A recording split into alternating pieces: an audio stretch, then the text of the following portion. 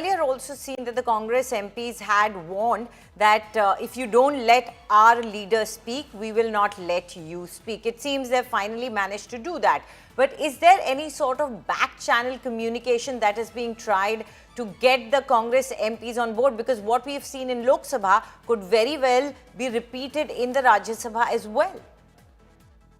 Well, as far as Rajya Sabha is concerned, Anjali, what we are learning from our sources is that the Congress MPs and all opposition MPs have their strategy in plan. Today in the morning at 10 a.m., there was a meeting of all the floor leaders of India Alliance. And in that meeting, it has been decided that the Congress will again press for the speech of Rahul Gandhi to happen. They will again protest on this issue, and they would demand government to let Rahul Gandhi speak. We have been speaking to various MPs of the Congress party. They are of the view that first Rahul Gandhi should be allowed to speak in Lok Sabha. He should be allowed to put down the facts which he wants to put down there in Lok Sabha, and after that itself, Prime Minister should be allowed to speak.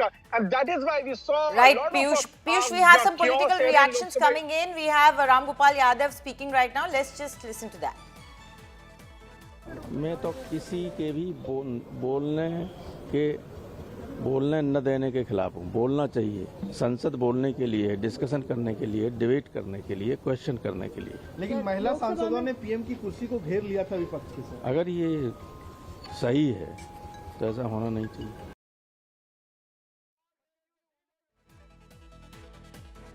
मैं तो किसी के भी